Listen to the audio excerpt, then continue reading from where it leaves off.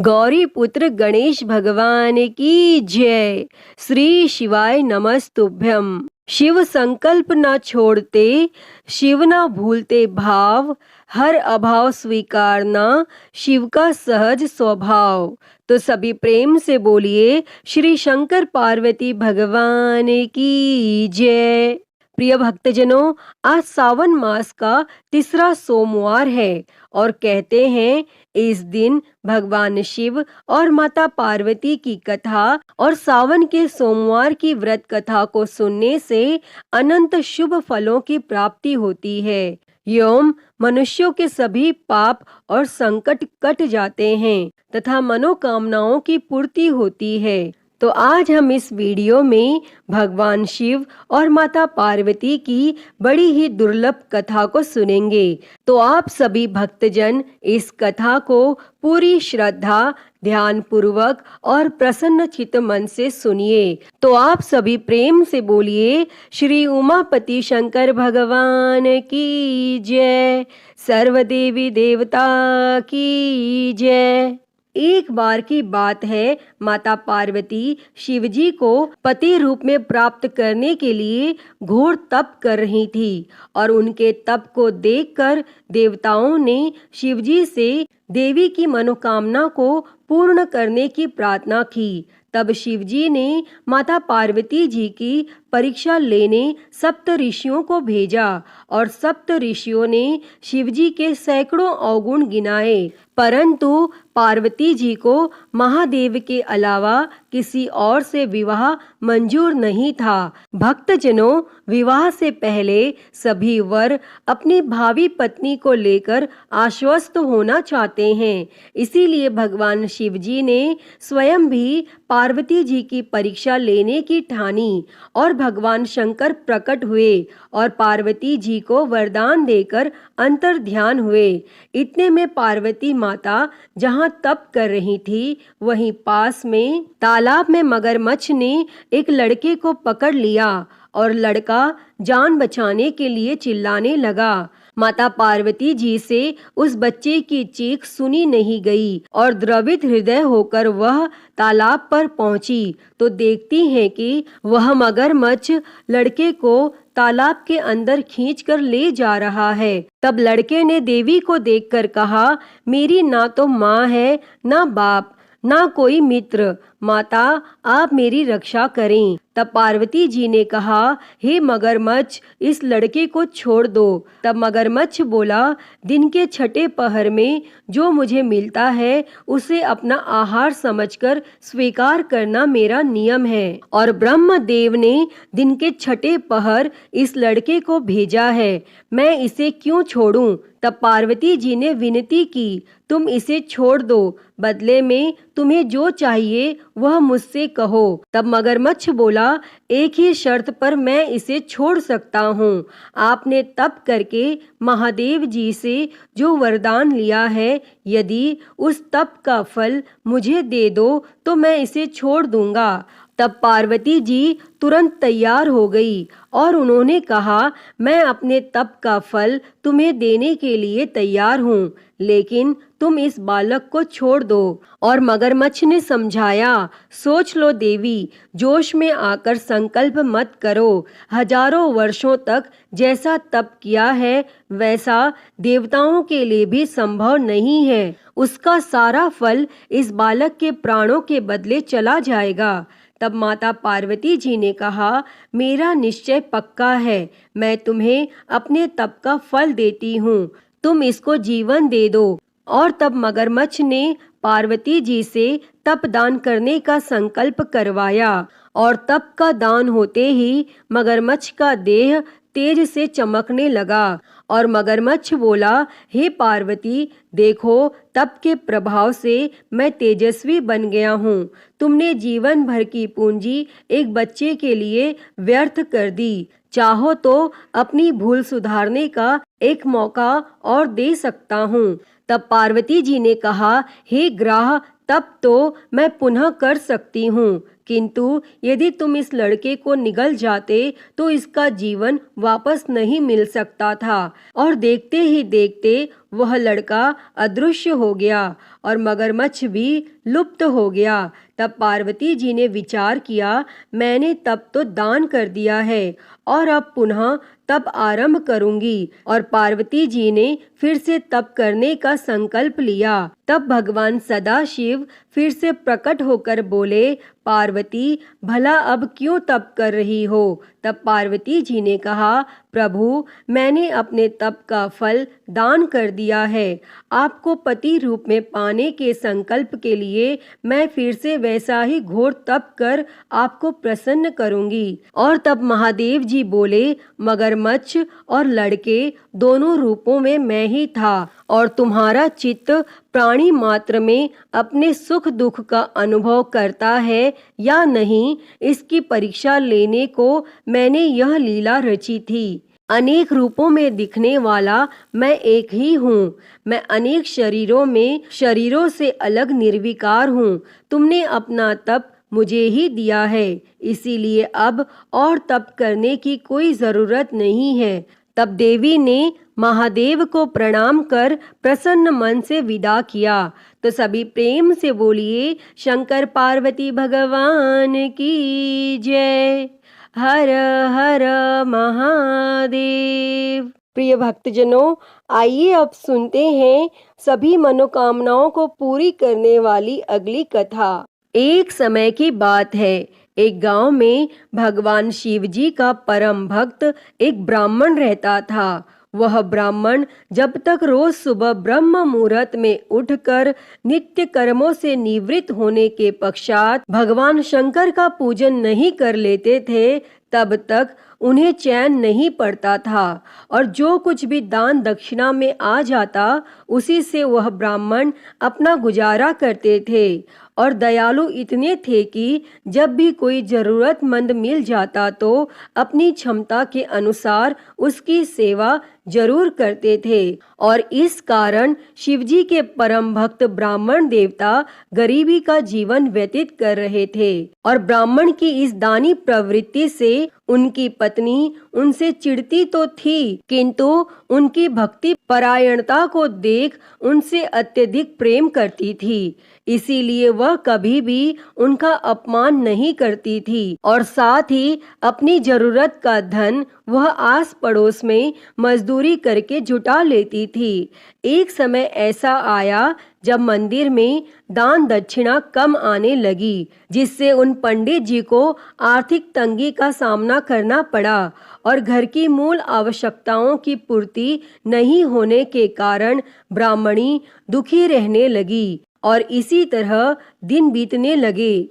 एक दिन महाशिवरात्रि का दिन आया और उस दिन भी पंडित जी हमेशा की तरह ब्रह्म मुहूर्त में उठकर नित्य कर्मों से निवृत्त होने के लिए नदी की ओर चल दिए। संयोग से उस समय उस राह से पार्वती जी और शिवजी गुजर रहे थे। तब अचानक से पार्वती जी की नजर उस ब्राह्मण पर पड़ी और आज पंडित जी महाशिवरात्रि को लेकर इतने उत्साहित नहीं थे जितने कि अक्सर हुआ करते थे। और तब पार्वती जी को बात समझते देर नहीं लगी और उन्होंने भगवान शिव जी से कहा, हे भगवान, यह ब्राह्मण देवता प्रतिदिन आपकी उपासना करते हैं, फिर भी आपको इसकी चिंता नहीं है। और पार्वती जी की बात सुनकर शिवजी बोले, देवी, अपने भक्तों की चिंता मैं नहीं करूँगा तो कौन करेगा? तब पार्वती जी बोली, तो हे महादेव, आपने अब तक इसकी सहायता क्यों नहीं की? तब शिवजी बोले, देवी, आप निश्चिंत रहिए, अब तक उसने जितने बिल्व पत्र शिवलिंग पर चढ़ाए हैं वही बिल्व पत्र आज रात्रि में उसे धनपति बना देगा। और यह बातचीत करके पार्वती जी और शिवजी तो चल दिए, किंतु संयोग तो देखिए, उसी समय उस राह में एक व्यापारी गुजर रहा था और उसने छुपकर शिवजी और पार्वती जी का वार्तालाप सुन लिया। तब व्यापारी ने अपना दिमाग चलाया, अगर बिल्व पत्र से ब्राह्मण धनपति हो सकता है तो फिर मैं क्यों नहीं हो सकता। और यही सोच वह ब्राह्मण के घर पहुंच गया और ब्राह्मण से बोला, पंडित जी, आपने अब तक जितने भी बिल्व पत्र शिव पूजन में चढ़ाए हैं वह सब मुझे दे दीजिए और बदले में मैं आपको 100 स्वर्ण मुद्राएं दूंगा। तब पंडित जी ने अपनी पत्नी से पूछा तो वह बोली, पुण्य का दान ठीक तो नहीं है, किंतु अगर आपका मन करे तो दे दीजिए और हमें धन की जरूरत है, इसीलिए दे दीजिए। और तब पंडित जी ने सारे बिल्व पत्र बोरे में भरकर सेठ जी को दे दिए और बिल्व पत्रों का बोरा लेकर सेठ जी पहुंच गए मंदिर और शिवलिंग पर चढ़ाकर देखने लगे कि कब शिवजी कृपा करेंगे और कब वह और धनपति बन जाएगा। तब प्रतीक्षा करते करते सेठ जी को आधी रात हो गई और सेठ जी चमत्कार देखने के लिए बहुत उतावले हो रहे थे और आखिर में तीसरा पहर गुजरने के बाद सेठ जी के सब्र का बांध टूट ही गया और क्रोध में आकर सेठ जी ने शिवलिंग को झंझोरने लगे। फिर अचानक ही चमत्कार हुआ और सेठ जी के हाथ शिवलिंग से ही चिपके रह गए। तब उन्होंने बहुत प्रयास किया किंतु हाथ हिले तक नहीं। थक हार कर सेठ जी शिव जी से क्षमा याचना करने लगे तो शिव जी बोले, हे लोभी सेठ, जिस ब्राह्मण से तूने यह बिल्व पत्र खरीदे हैं उसे 1000 स्वर्ण मुद्राएं दे, तब जाकर तेरे हाथ छूटेंगे। और प्रातः काल जब पंडित जी पूजन के लिए आए तो उन्होंने देखा कि सेठ जी के हाथ शिवलिंग से चिपके हुए हैं और सेठ जी रो रहे हैं।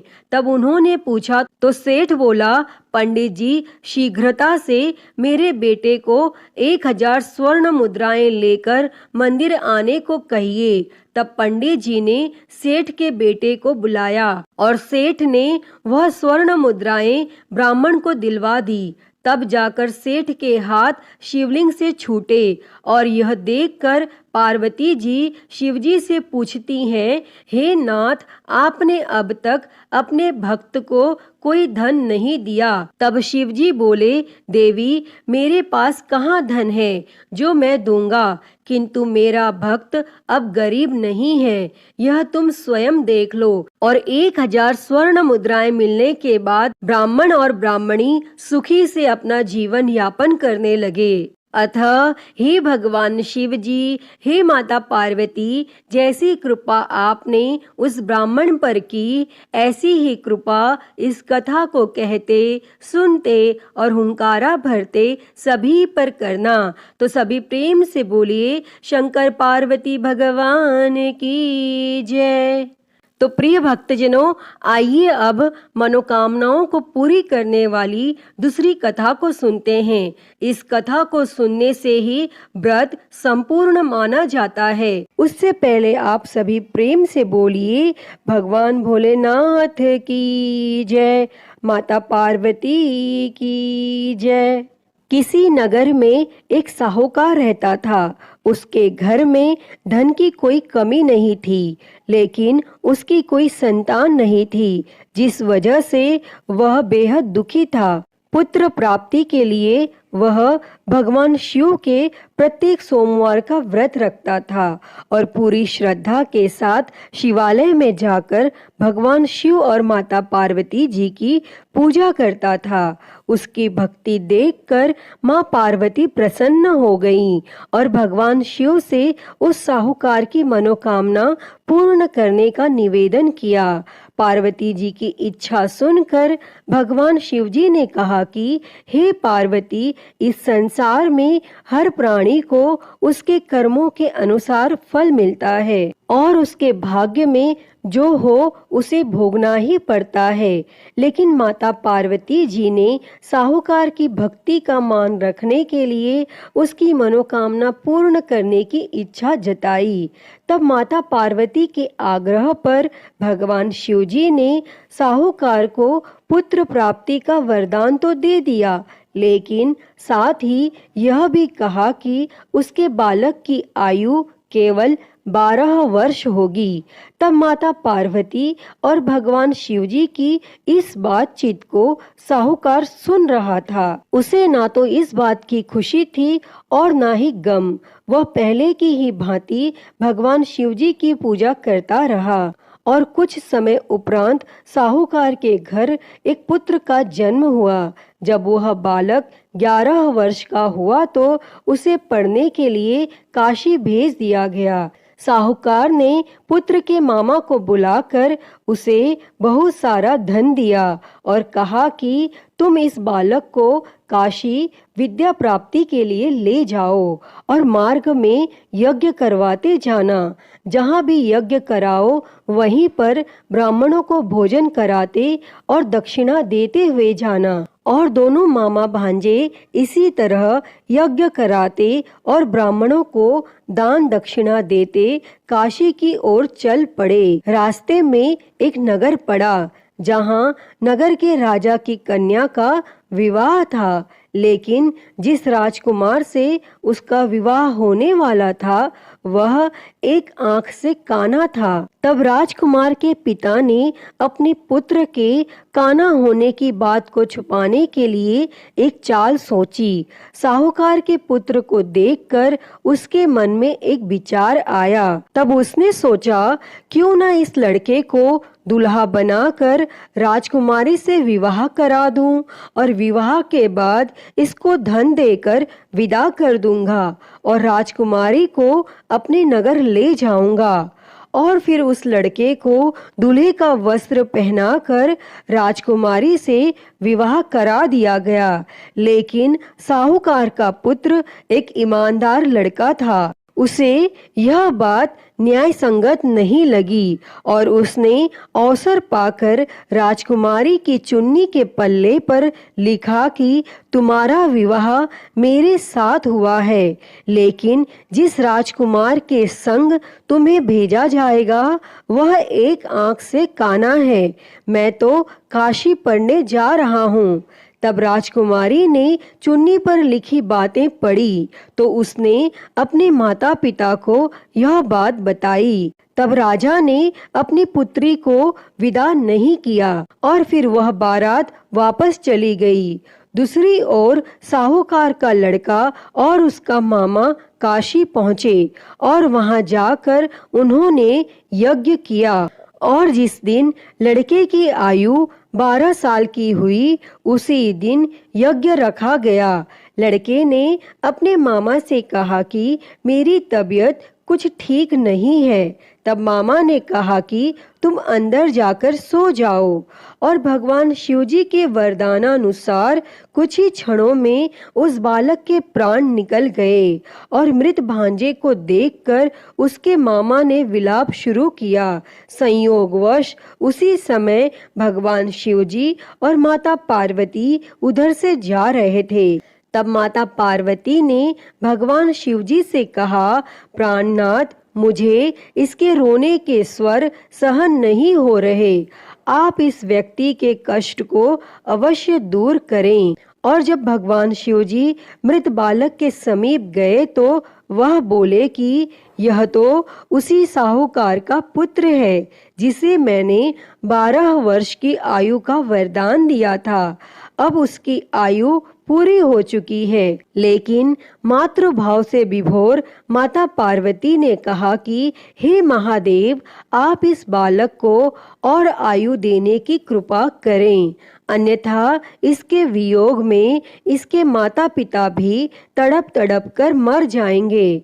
और फिर माता पार्वती के आग्रह पर भगवान शिवजी ने उस लड़के को जीवित होने का वरदान दिया और शिवजी की कृपा से वह लड़का जीवित हो गया। और फिर शिक्षा समाप्त करके वह लड़का अपने मामा के साथ अपने नगर की ओर चल दिए और दोनों चलते हुए उसी नगर में पहुँचे जहाँ उसका विवाह हुआ था और उस नगर में भी उन्होंने यज्ञ का आयोजन किया। तब उस लड़के के ससुर ने उसे पहचान लिया और महल में ले जाकर उसकी आव भगत की और अपनी पुत्री को उसके साथ विदा किया। और इधर भूखे प्यासे रहकर साहूकार और उसकी पत्नी बेटे की प्रतीक्षा कर रहे थे। उन्होंने प्रण कर रखा था कि यदि उन्हें अपने बेटे की मृत्यु का समाचार मिला तो वह भी प्राण त्याग देंगे।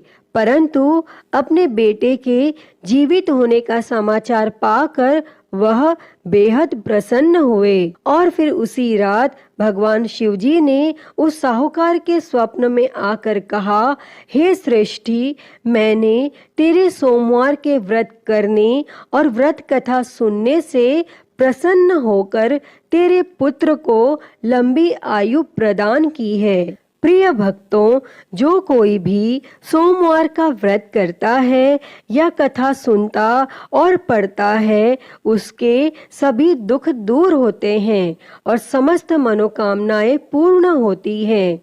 अतः हे भगवान भोलेनाथ जी, जैसी कृपा आपने उस साहूकार के बेटे पर करी, वैसी ही कृपा इस कथा को कहते, सुनते और हुंकारा भरते सब पर करना।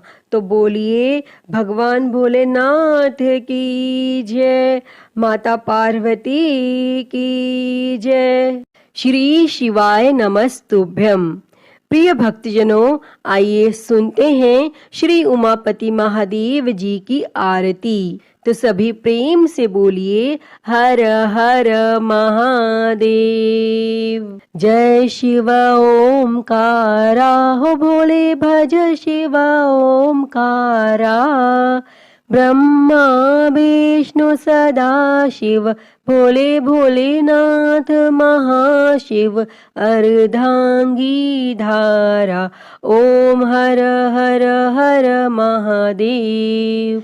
एकानन चतुरानन पंचानन राजे, हो भोले पंचानन राजे। हंसासन गरुड़ासन, हंसासन गरुड़ासन। वृषवाहन साजे, ओम हर हर हर महादेव। दो भुज चार चतुर भुज, दस भुज अति सोहे, हो भोले दस भुज अति सोहे। तीनों रूप निरखता, भोले जी का रूप निरखता। त्रिभुवन जन मोहे, ओम हर हर हर महादेव। अक्षमाला बनमाला मुंडमाला धारी, भोले मुंडमाला धारी। चंदन मृग मद सोहे, चंदन मृग मद सोहे। भोले शुभकारी, ओम हर हर हर महादेव। श्वेतांबर पीतांबर बाघांबर अंगे, भोले बाघांबर अंगे।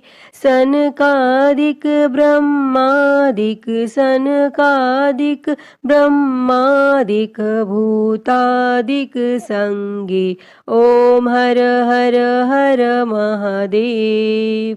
कर के मध्य कमंडल चक्र त्रिशूल धरता, हो भोले चक्र त्रिशूल धरता। जग करता जग भरता, जग करता जग भरता। जग संहार करता, ओम हर हर हर महादेव। ब्रह्मा विष्णु सदा शिव आजीवन एका, हो भोले जानत अविवेका। प्रणव अक्षर के मध्य, ओम अक्षर के मध्य।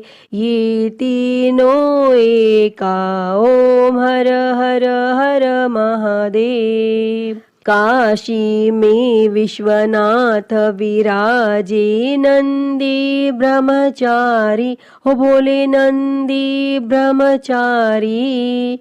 नित उठ दर्शन पावत, रुचि रुचि भोग लगावत, महिमाति भारी। ओम हर हर हर महादेव।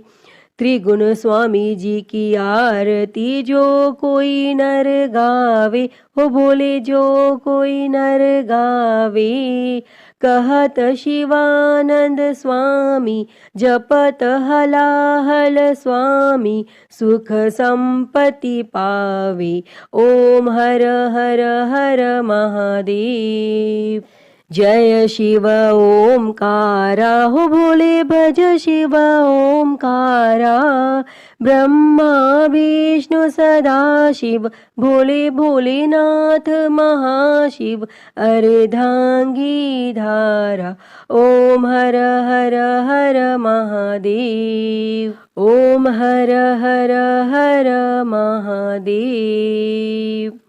अच्युतं केशवं राम नारायणं, कृष्ण दामोदरं वासुदेवं, हरे श्रीधरं माधवं गोपिकावल्लभं, जानकी नायकं श्रीरामचन्द्रं भजे। हरे राम राम राम हरे हरे, हरे कृष्णा कृष्णा कृष्णा हरे हरे, हरे राम राम राम हरे हरे, हरे कृष्णा कृष्णा कृष्णा हरे हरे। बोलिए भगवान श्री रामचंद्र जी की जय। वृंदावन बिहारी लाल की जय। काशी विश्वनाथ महादेव की जय। श्री गणेश जी महाराज की जय। माँ भगवती की जय। धर्म की जय हो, अधर्म का नाश हो, प्राणियों में सद्भावना हो, विश्व का कल्याण हो, गौ हत्या बंद हो, गौ माता की सेवा हो, विश्व में शांति हो। ओम शांति शांति शांति ही। ओम नमः शिवाय, नमो नीलकंठाय, ओम नमः पार्वती पते, हर हर महादेव, हर हर महादेव, हर हर महादेव हर। प्रिय भक्तजनों, मैं उम्मीद करती हूँ कि आपको यह कथा पसंद आई होगी, और अगर वीडियो अच्छी लगी हो तो इसे लाइक करें, ज़्यादा से ज़्यादा शेयर करें, और कमेंट में हर हर महादेव लिखना ना भूलें। और हरिहर भक्ति चैनल पर अगर आप नए हैं तो इस चैनल को सब्सक्राइब कर नोटिफिकेशन बेल को ज़रूर ऑन कर लें। हर हर महादेव। धन्यवाद।